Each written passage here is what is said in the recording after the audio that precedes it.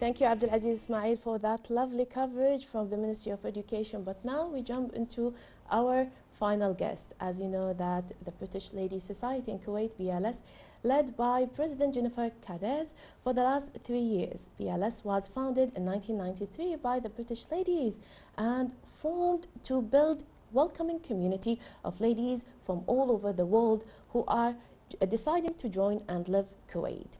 Any lady who is 18 years and above is welcome to join with variety of activities, and BLS takes part in outdoor sports like water skiing and kayaking, and even coffee gatherings in different places here in Kuwait, and also participating in art galleries. They craft together, share what we are reading also, and have a series setting called Women Talk. So please join me to welcome the last president in the last 3 years, Mrs. G.M.K, British Ladies Society in Kuwait. So welcome and good morning, Kuwait. Thank you so much, and good morning, Kuwait. What a wonderful program you have. It's so beautiful. Thank you, and it's our lovely to also to put a scope on your society and to see what you do in Kuwait, because it is rare to see, let's say, foreign communities, especially ladies, to take part in Kuwait. Yeah. So tell me more about BLS. And as we mentioned that it started in 1993, but tell me from 1993 till today about BLS. Well, that's 32 years of history that we that we would need to talk about.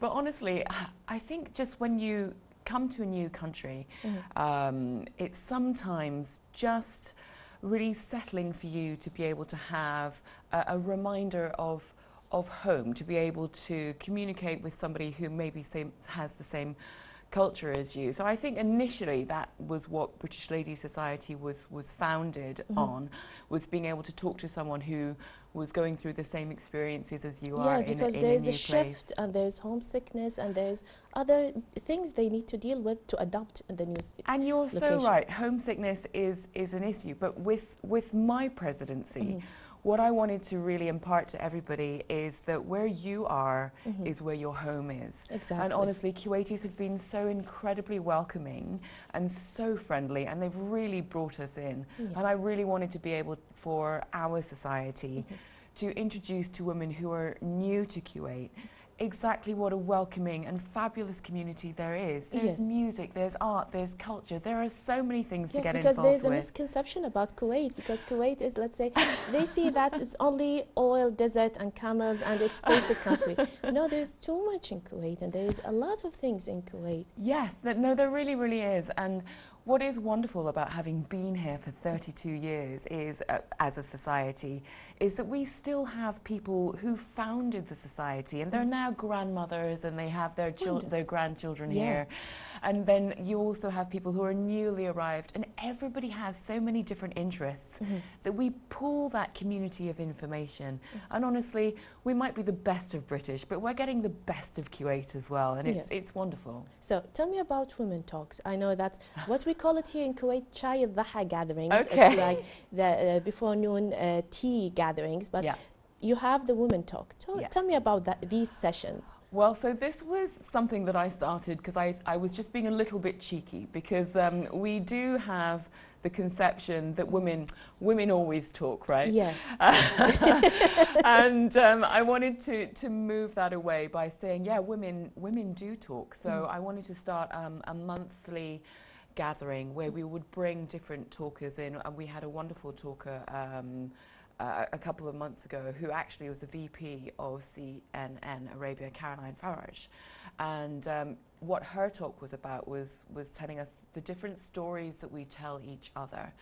And I thought that was a really, really important message to get across, because some of the messages that we hear about Kuwait are maybe not as welcoming. It can be for somebody coming in, depending on from where you're coming in, if you're military or if you're oil or if you're something else, you know, the different stories that you can hear from people who are not in Kuwait can maybe put you off a little bit.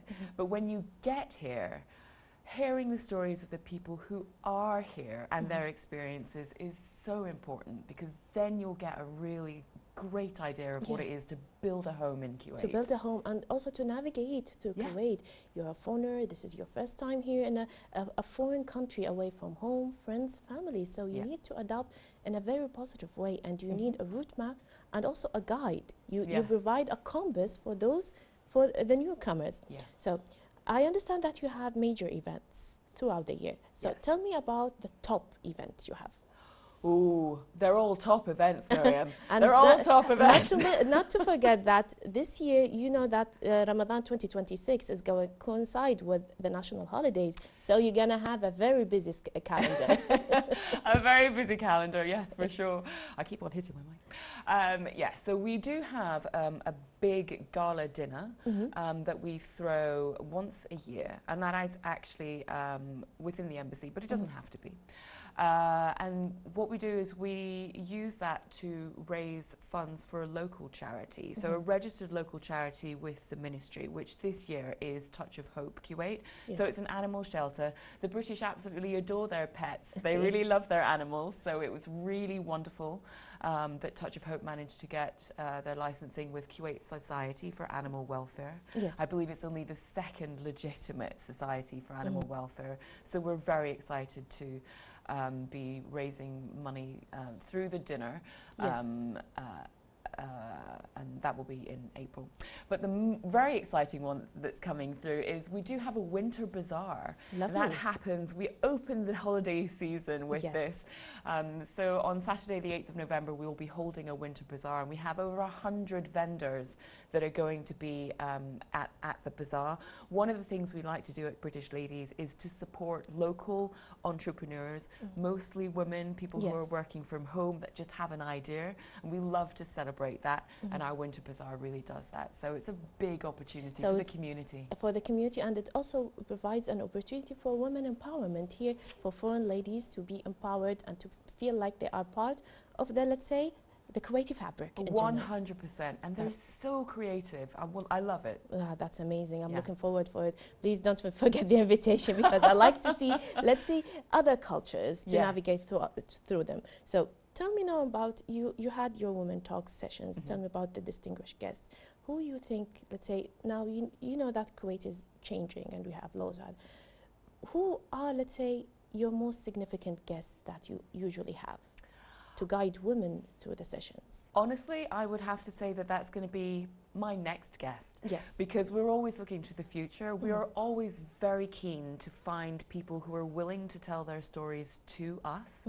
So while we are so grateful for the ones that we've had in the past, it's the ones in the future. And honestly, if anybody wants to come and tell their story to our community, it could be anything. It could be your history of Kuwait. It could be your business idea. It could be something like environmental solutions or sustainability. We're very interested in that. And I actually have a connection to the guest previously, because I'm also from Aberdeen, Scotland, which is where he studied. So finding those little networks and putting people together is exactly what Women Talk is all about. So our next guest is our most important guest. Well, who is she? Can I know? Or who is he? It's whoever wants to be next. Well, whoever wants to be in Women Talks with BLS, he is welcome to share experience, ideas, thoughts, and even guide through the session. So Jennifer, thank you very much for joining us in Good Morning Kuwait, and I wish you all the best. And I'm sure your guests will be lucky to be with you. Happy to have them. So thank you very much, my dear viewers, for joining us with Jennifer Cádiz, British Lady Society in Kuwait's president. Thank you.